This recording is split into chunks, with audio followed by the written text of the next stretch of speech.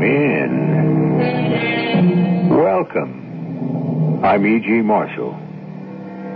It's a rare person who remembers what it was to be a child.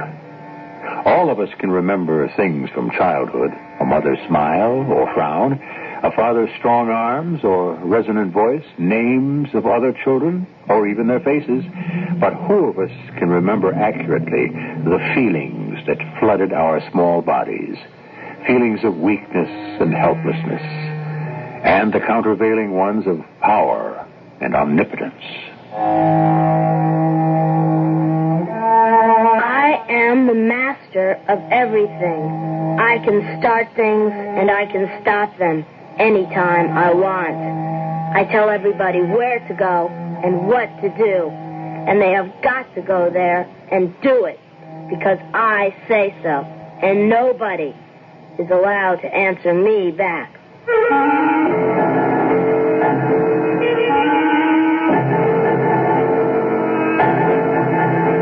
Our mystery drama, The Enchanted Child, was written especially for the Mystery Theater by Elspeth Eric and stars Terry Keane and Ralph Bell. It is sponsored in part by Contact, the 12-hour cold capsule, and True Value hardware stores. I'll be back shortly with Act One.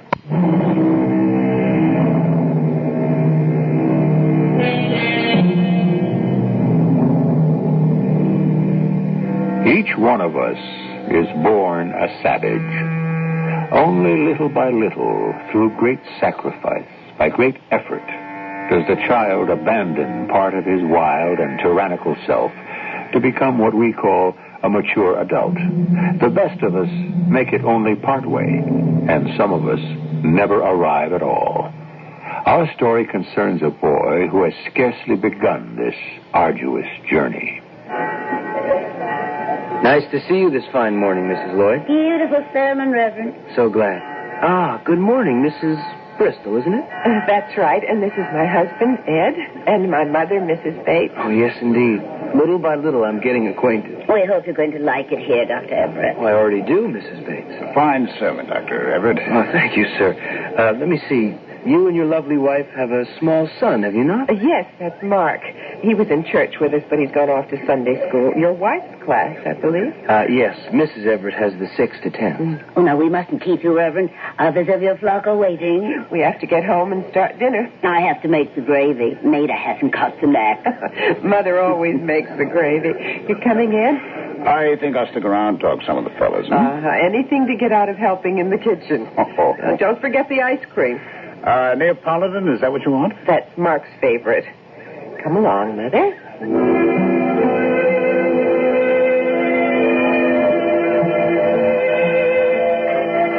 You have to add the flour gradually. Mm-hmm. And stir constantly, or it lumps. That's what mine does. Lumps. There's a dog on your lawn. A dog? I can see him through the window. Oh, must be the Hanson's dog. Oh, I thought the Hansons had a big dog. This is a little one. Oh, that's their new dog. Well, what happened to their old dog? Oh, poor thing, he died. What of? Well, nobody knows. Perfectly healthy one day, next day, gone. Just as well, probably. What do you mean, just as well? He'd started taking little nips at people, not really biting, just sort of nipping at their heels. Took a nip at Mark one day. Did? Next morning, dead. Oh. Mark felt awful about it, cried for hours. Then he snapped out of it, forgot the whole thing. The resilience of children. Mother? What do you think of the new minister? I like him. Very sound. But sensitive, don't you think? Very. I'm going to ask him to pay a call on your father. Maybe he can cheer him up or something. Heaven knows I've tried, but I know. It's hard. Yes, it is. Maida, I don't like to complain. I've never been one to complain. You know that. But, it all seems so unfair. A man of his age to have a stroke. Your father's only 58. Remember Lila Conklin? Had a stroke when she was just 19. Lila got over it. Made an effort and got over it. What about his therapy? Oh, that. We have therapists in and out of the house all the time. He just gets mad at them, swears at them. That's one thing he's very good at, swearing. Does he ever swear at you? Oh, on occasion. I tell you, Maida, if I didn't get out of the house once in a while, like today, coming here, I don't know what I'd do. Well, thank the Lord for Laura Rotenberg. Oh, that blessed woman. That angel of mercy. Waits on him hand and foot. Does everything for him, and he treats her like dirt. And that sainted woman just laughed at him. Actually, imagine. Well, I guess nurses get used to anything. Well, I don't. Never will. Here, your gravy.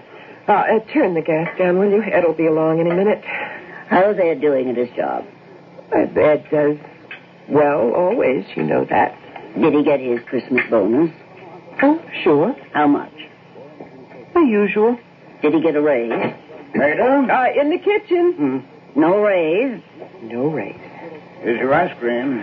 Neapolitan? The very same. Ed, take the chicken out of the oven. Mother, here's the gravy boat. I'll dish up the mashed potatoes. Mark home yet? No, but he will be. And here's the dish for the peas, Mother. Anybody sharpen up the carving knife? I did. Set the chicken on the table. Isn't this a pretty dish? Mother, There's Mark. I'm home. Come sit down. Well, you hungry? Yeah, I'm hungry.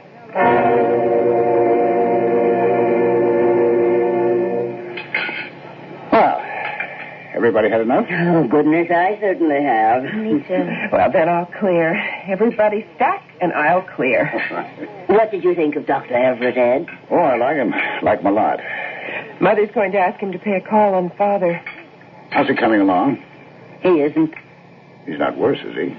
Well, I don't see how he could be much worse than he is. He's, depressed, Mother said. Well, he's got plenty to be depressed about. What's he got to look forward to? He can't talk. He can't walk properly. Doctor told me he had to learn the alphabet all over again. Had to learn to count like a 3-year-old. He gets his words all mixed up. He still does. Well, that's enough to make a man depressed. That's enough to make a man... Well, it's enough. There's just no sense to it. Mother, you have to have faith. Faith in what? He's never going to be any better. I know that. You know that. He knows that. What's the good of faith? It's just pretending. We have to have faith because... Why? Why do we?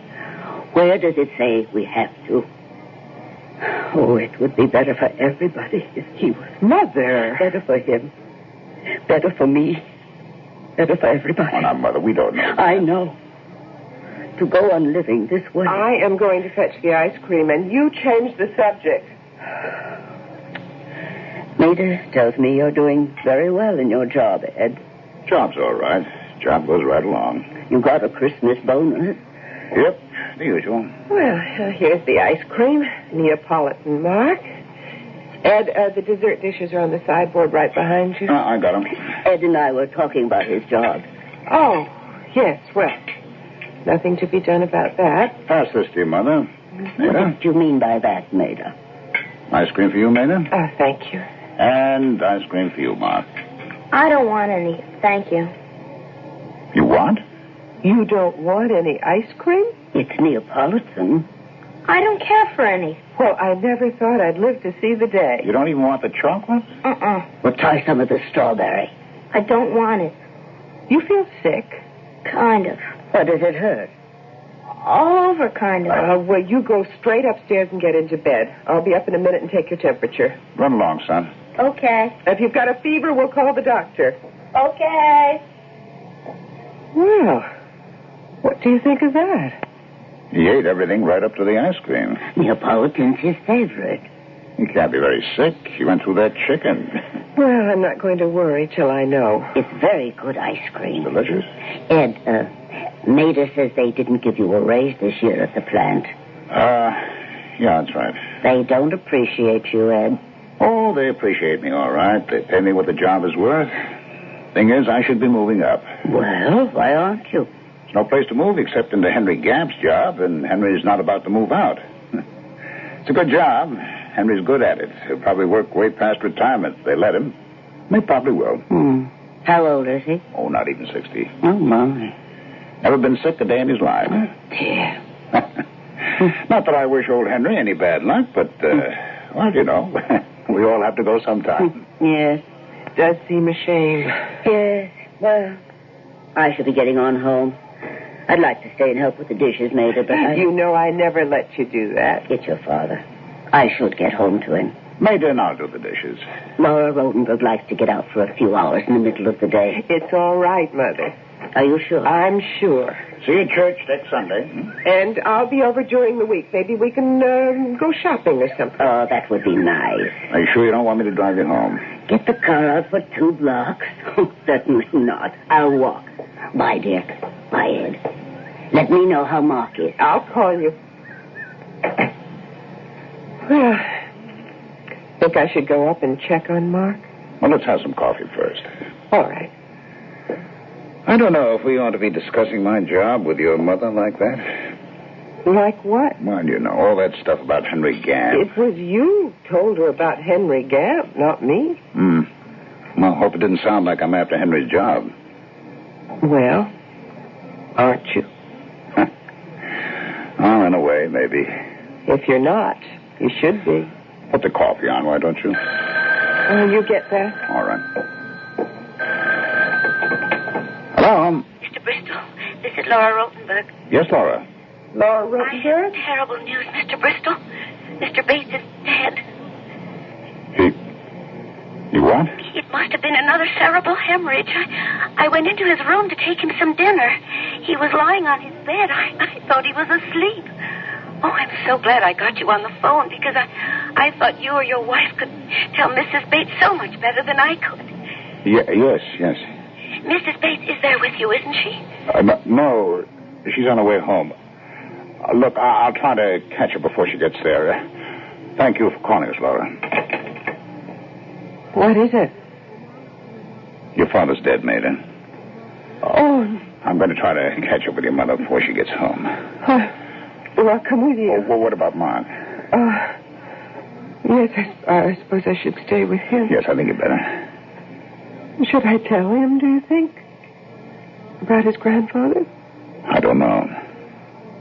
Maybe I should wait. Maybe I should wait till tomorrow. I am the master of everything. I can start things and I can stop them anytime I want. I tell everybody where to go and what to do, and they have got to go there and do it because I say so, and nobody is allowed to answer me back. I am the king.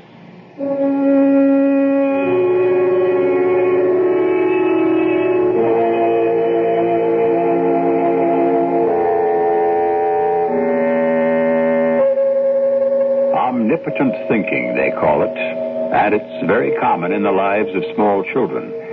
It's compensation, I suppose, for the evident fact of their own lack of any power at all, of any kind.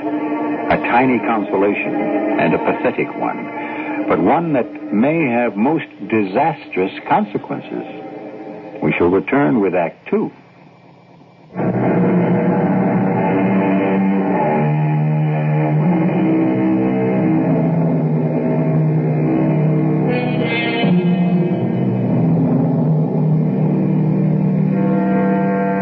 Bristol is a little boy. Mark Bristol is a good little boy, regarded by all with affection and approval. Everyone wishes him well and makes plans for him to develop gradually into a good man, a good person, as no doubt he will. But while he is waiting for the plans to take effect, Mark Bristol dreams in the dark. Fine sermon, Reverend. See you next Sunday. Oh, Mrs. Bristol, how good to see you in church. I'm so happy you could find the strength to attend. Where else would we go, Dr. Everett, for strength?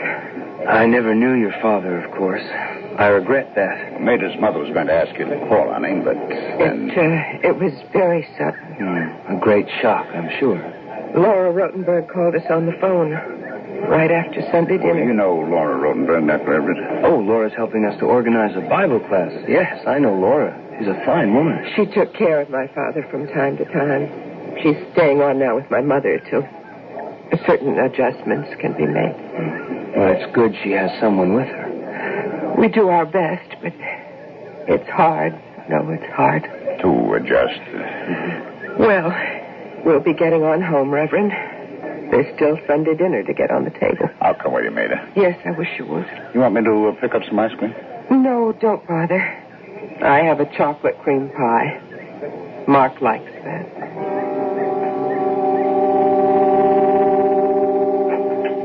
What are you doing, Maida? Calling Mother. What for? I'm going to insist on her coming over here for dinner. It's a good idea. Hello? Laura, this is Maida Bristol. Oh, yes, Mrs. Bristol. How is my mother? Well, she's all right, you know. Laura, I want to get her to come over here for dinner. Oh, I wish she would. She didn't come to church with us. I know. Now she just must stir herself and come for dinner. She's always had Sunday dinner with us. I know, but she simply won't budge, Mrs. Bristol. You'd think she'd at least want to see Mark. He'll be home right after Sunday school lets out. She's very fond of Mark, and he adores his grandma. I know. What is she doing right now? Could I talk to her? She's upstairs, lying on her bed with the shades drawn. Just lying there. Her friends have called. Some of them have stopped by, but she won't talk to anybody. She talks to you, doesn't she? A little. She did last night. And what did she say? Mostly that she's all alone in the world now. She's got us. Yes, but of course, she feels she wasn't nearly kind enough to your father while he was alive. That's not so. Oh, it's the way everybody feels, Mrs. Bristol, at a time like this. It's part of mourning. I suppose. It is, believe me. Well, if she changes her mind, you hustle her right over here, Laura. Oh, I will. Tell her Ed doesn't know how to make the chicken gravy any more than I do. I'll tell her. Thank you, Laura. What'd she say? Mother won't talk to anybody. Won't budge. Well, give her time. You know what she's waiting for, don't you? Your mother? She is waiting for us to ask her to move in here. We did ask her. I mean permanently. Move in with us permanently. Oh. Well... Ed, we can't. So the house is too small. Yeah. I like my mother. Well, I like your mother. I love my mother. We need a bigger house. We can't afford a bigger house. I know. I wonder how Henry Gamp is. What? Who? Henry Gamp. His wife called the plant last week. Henry's coming down with something. Oh, with what? Oh, first they thought it was the flu. Now it looks like pneumonia. Oh, is that serious? Well, no, not these days. Not with all the antibiotics and stuff. Oh. Well, I certainly hope he gets better. Yeah. I'll give his wife a call later. Mother? Oh, there's Mark. I'm home. Come sit down. You hungry? Yeah, I'm hungry. You want the wishbone, Mark? Please. There's not much meat on it. I want to hang it up to dry. Then we can wish on it. That's right. Should I hang it on the radiator? Well, that's as good a place as any. Mm-hmm. Mark, what would you think if your grandma moved in here with us? Grandma? Now that your grandpa has passed on, she has to live someplace. She could live here. You wouldn't mind? You love your grandma, don't you, Mark? Sure. Now, if she came here to live with us, we have to think of where she would sleep. Where do you think she should sleep, Mark? On the couch. Oh, your grandma isn't a young woman. I don't know how she'd like sleeping on a couch in the living room. Where would she put her things? What things? Oh, all the things ladies have to have. Where would she put them? She could put them in a little box. And where would she put the little box? Under the couch. Why don't you just tell the boy straight out, Maida? I can't. Oh, stop beating about the bush. What your mother's trying to say, Mark, is that if your grandma should come here to live with us, she'd probably have to sleep in your room. Sleep with me? In my room? Wouldn't that be possible, Ed? Maida, that room's 8 by 9. We couldn't even get another bed into it. No, Mark, I think your grandma would have to have that room all to herself. Then where would I sleep? Well, on the couch in the living room, I guess. Where would I keep my toys? Oh, someplace. I don't know. Maida. Don't look at me. I don't know. The whole thing's hopeless, I guess. It's just hopeless. She can't stay where she is. She can't come here. We had a bigger house. We could work it out. But we haven't got a bigger house, and we're not going to have a bigger house, so just put that out of your mind. If you had Henry Gamp's job, we could have a bigger house, but you haven't got it, so let's just forget the whole thing. The chocolate pie's right behind you on the sideboard. Why don't you... All right, I got it. The plate. We use the same forks. Right. How big a piece do you want, Mark? I don't care for any pie, thank you. No pie? The chocolate. I don't want any. Are you sick? Kind of. Ed, you think he's sick? Well, when a kid doesn't eat it... Go upstairs, dear, and you get into bed. I'll come up soon and take your temperature. If you have a fever, we'll call the doctor. Okay. I'll be up in a minute. Okay. Well, I think he's just upset about his grandpa. He was fine till we... Till we what? Till we started talking about his grandma moving in here. Yeah. Filling up his room. Well, that's a lot to ask from a kid. I know, and I hated to ask him, but what could I do? Nothing, I guess. We just had a bigger house. You finished with your pie? I've had all I want. Me too. I'm going to call and see how Henry Gamp is. Aren't you going to make the call? Yeah, I better do that. Aren't you going to go up and see how Mark is? Yes, I better do that. Well, go ahead. I'll go check on him, and you make your call. Yeah. Be sure and give my very best to Mrs. Gamp. Yeah, I will.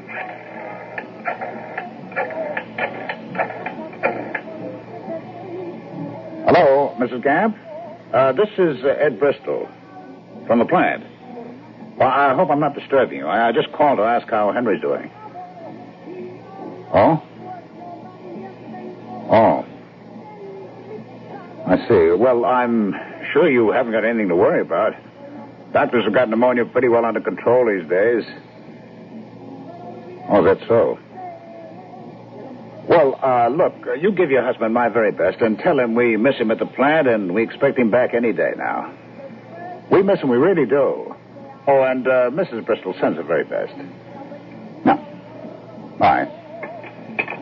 Well, he's sleeping like an angel. Doesn't look flushed or anything. I think he's all right. That's good. How's Henry Gamp? His wife says they've got him on some new medication. They've been trying different things, trying to find one he'd respond to. He's not responding? Well, I think this latest one may work. Somebody's at the door. Yes. Want me to get it? Oh, yes, please. I have the funniest feeling. Oh, look. It's Laura Rodenberg. Come in, Laura. Oh, so glad you're both here.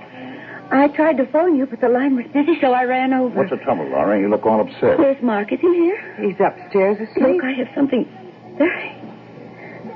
very dreadful to tell you. Mrs.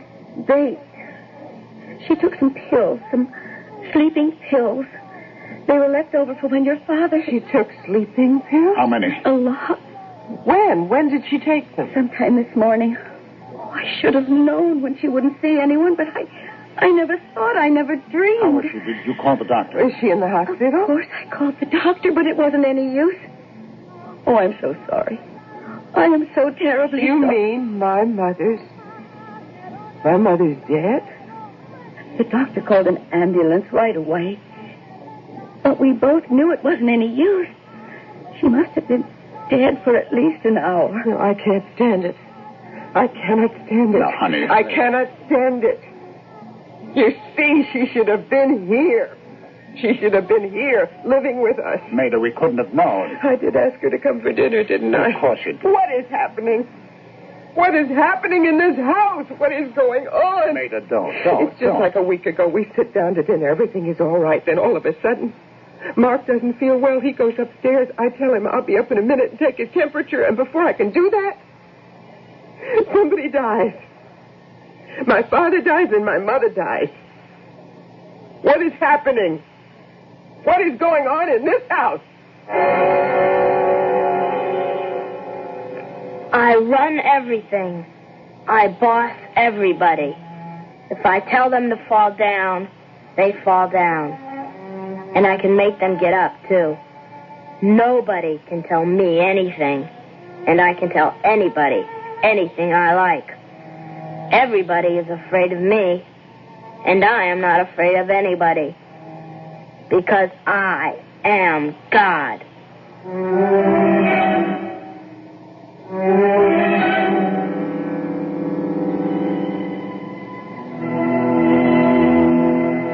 You must know by now that we're examining not the conscious mind of a small boy, but its dark, hidden depths and the occult desires that lie buried there.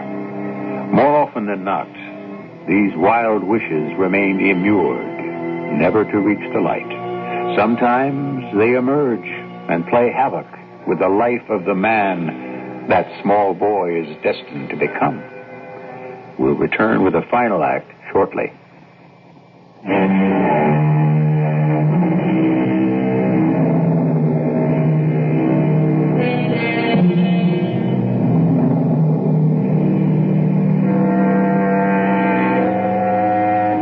Do you still imagine that you know your children? In any but the most cursory and superficial way? Are they bright? Are they well-mannered? Are they talented? Are they good? You may know the answers to all these questions and still know nothing of importance about them. I would advise you to take to heart the words of an East Indian poet and philosopher named Rabindranath Tagore.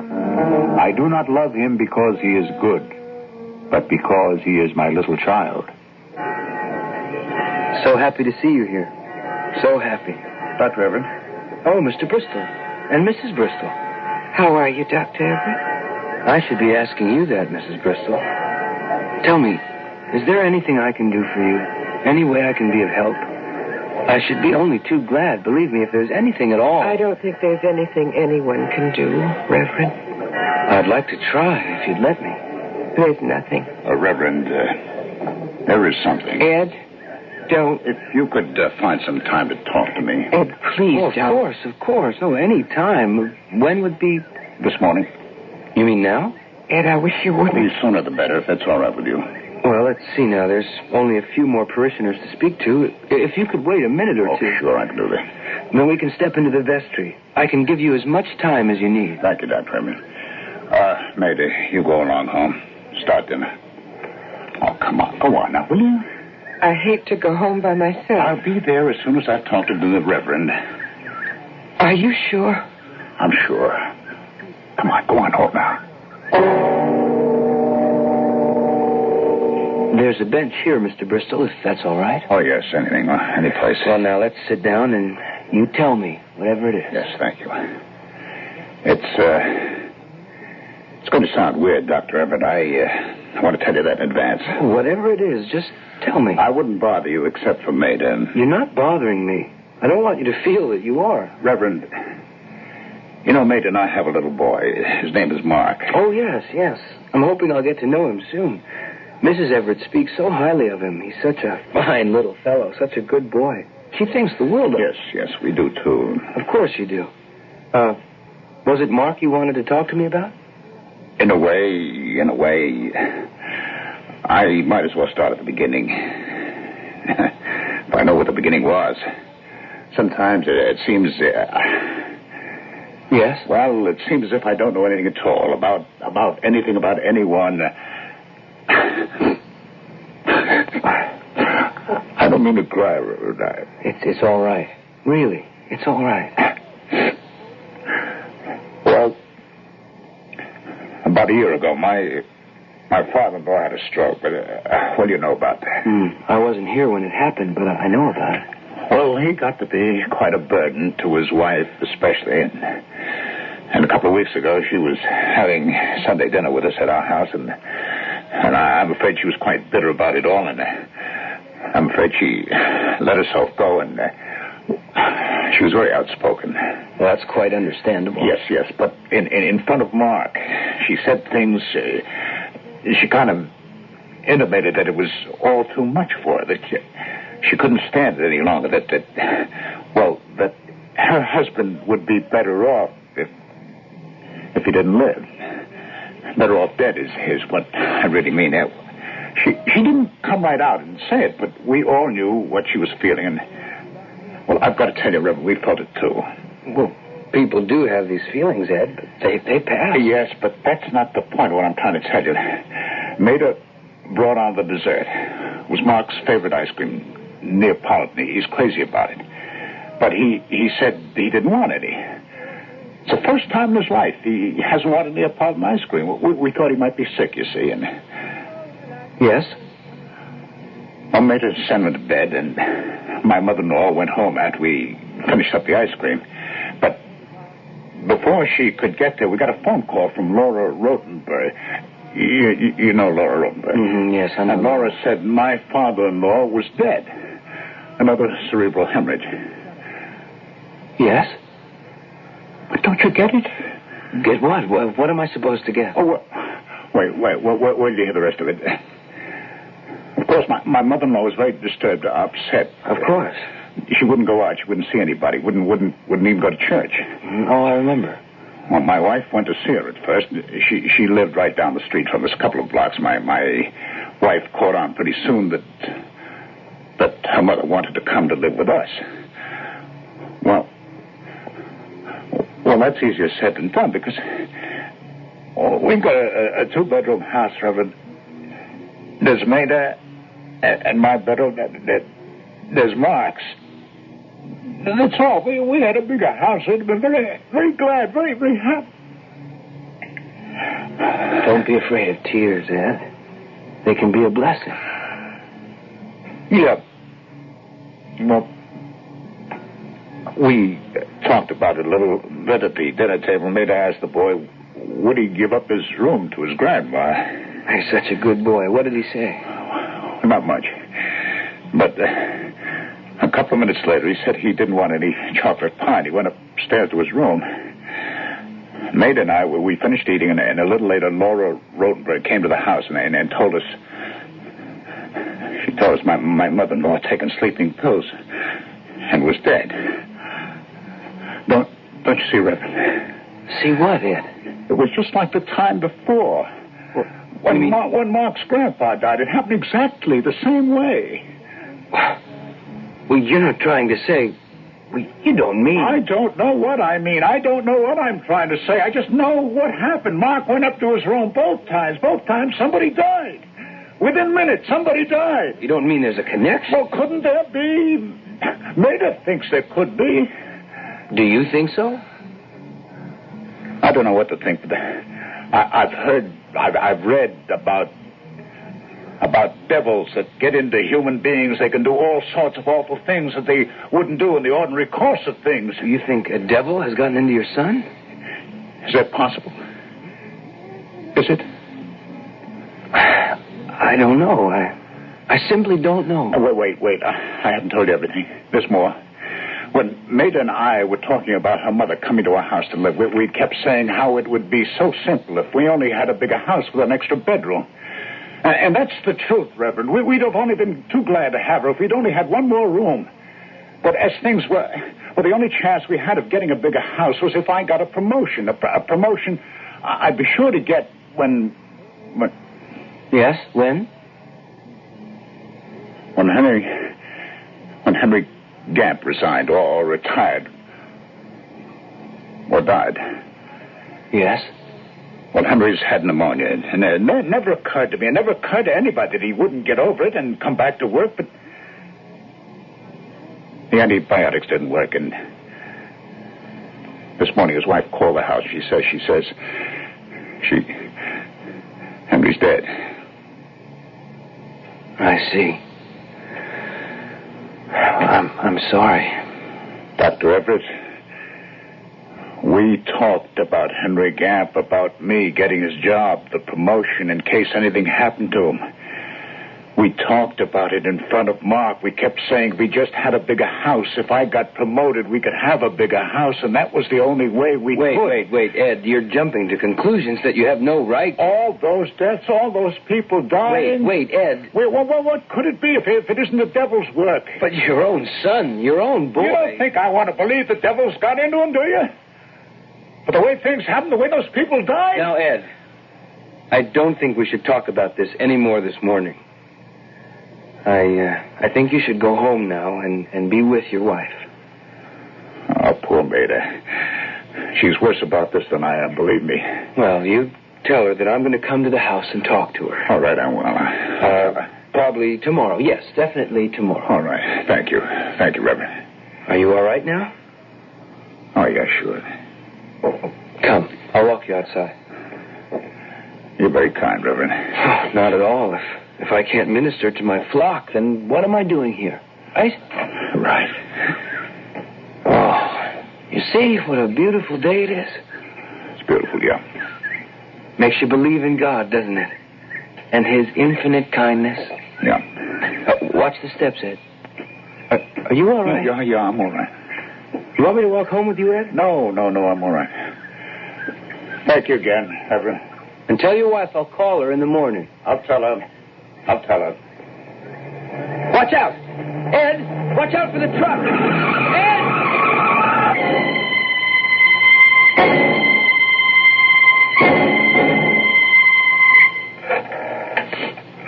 I can't.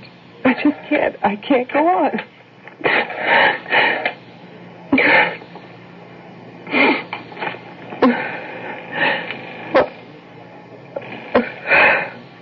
Hello? Oh, Laura. I'm so glad you're there. I thought you might have moved out. I was just packing my things. Laura, I'm all alone here, and I'm getting dinner. Mark's in Sunday school, and Ed stayed at the church to talk to Dr. Everett, and I'm all alone, and I can't manage to hold myself together somehow. Laura? What is it, Maida? What can I do for you? Could you come over here? Maybe help me get dinner on the table, and maybe stay for dinner. I don't want anybody to know I'm falling to pieces like this. Especially Mark, and having you here would help. You see, you keep the conversation going, you know? Of course, I could do that, Maida. No, could you come over right away, Laura? Oh, yes. Oh, I want to tell you something, very privately. Ed is talking to the minister right now. Heaven knows what he's telling him, but I have an idea. It's horrible, Laura. It's horrible. And then I think, on the other hand, it may be true, and if it's true, Laura... Maida, try and get hold of yourself. Laura, something horrible about Mark. About our little boy. I'm going to throw on a coat and come right over. I'll be there in a couple of minutes, so you get hold of yourself. Yes, I will. Oh, there's the doorbell, Laura. I better go answer it. Can't be Ed. I always leave the door open on Sundays for him and for Mark. Well, at least you won't be alone until I get there. That's right. And, Laura, thank you. Thank you. Yes, I'm coming. Oh, Dr. Everett. Oh, please, come in. Do you mind coming back to the kitchen, Reverend? I have dinner cooking. You don't mind the kitchen, do you? No. Whatever. I wonder if I could ask you to stay for dinner. I was just on the phone to Laura Ruttenberg. She's coming over, and we'd love to have you. Pardon me while I check the gravy, Doctor. Mrs. Bristol, please, sit down. Please. Oh, certainly. I hope you don't mind these old kitchen chairs. Mrs. Bristol, I have some very bad news for you. What? What news? What? About your husband. What about it? What's happened to Ed? He and I had just finished our little talk in the vestry room. I walked him outside and down to the curb. I offered to walk home with him. I could see he didn't feel well. But he wouldn't let me. He started off by himself, and he stepped right into the path of a truck. Oh? He was hit. Hit by a truck? Where is he He was now? taken to the hospital. I went with him, but he died on the way, Mrs. Bristol. Ed? Ed died? Miss Bristol, please, sit down. Ed died? No, I don't believe that. No, I don't. It's true. Not Ed. No. What is it? What is it? Oh, I can't. Oh. Mrs. Bristol. Pain. Mrs. Bristol. Oh, my God. Oh, no. Oh, dear God, please. Oh, no, please, dear God. Heavenly Father, please. Oh, please. Operator, send an ambulance. The Bristol house on Elm Street. I don't know the number. Look it up. They've lived here a long time. The Ed Bristol house. Oh, wait a minute. Somebody just came in. Maybe they know. Hold on. It's a big yellow house near the corner, tell them. Maida? Oh, is Maida here? What's the number of this house? Oh, 32? It's number 32 Elm. Tell them to hurry. Oh, my God. Maida. Tell them it may be a heart attack. How is she? Is she? She's dead. Oh, my God. You were here when it happened? I came here to tell her about her husband. Oh. He was run over right in front of the church. Oh, my God. I had to tell her. I had no idea. I've been talking to Ed in the vestry room. He told me all about her father and her mother and now Henry Gamp. Dead. All dead. And he asked me if a devil had gotten into Mark, and I said... A devil? A devil had got into Mark? What kind of nonsense is that? Well, the way he told it. And then he was killed. And now, this. Somebody just came in. Mother? It's Mark. Mother, I'm home. Who is going to tell him? Is it possible there's a devil in the boy? If there is, it's the same devil that's in all of us, Reverend. Who is going to tell him? Am I or you? I think better you. Mother, where is everybody? Mark. Where is everybody? I'm hungry.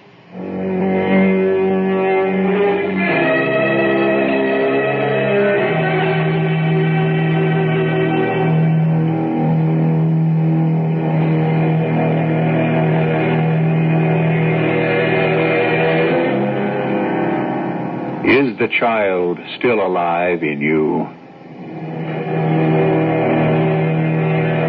Does the desire to run the world and order people about cling to you even today?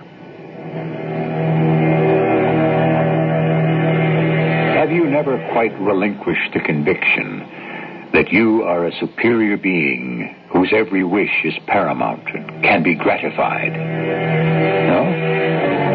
You're not like that? In any secret place? In any secret way? Take a closer look. I'll be back shortly.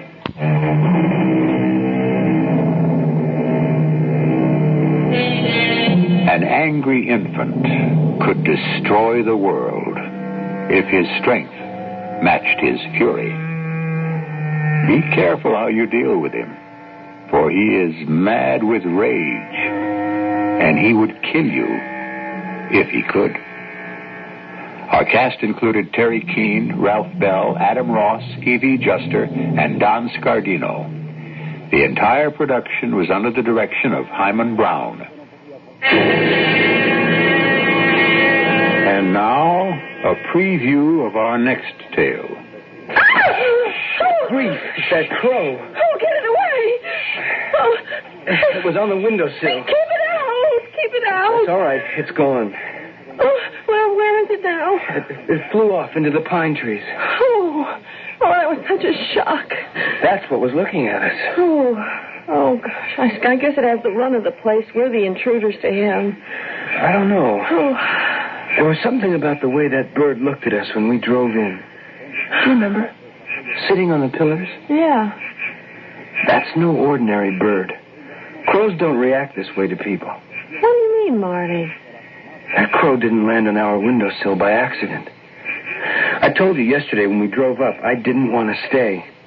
I couldn't put my finger on it. But there's evil here.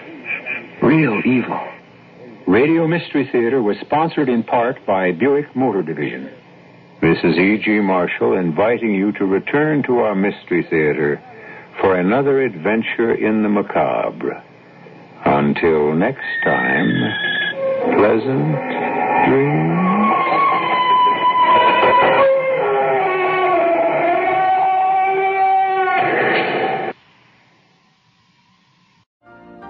You've been listening to the OTR Gold Network.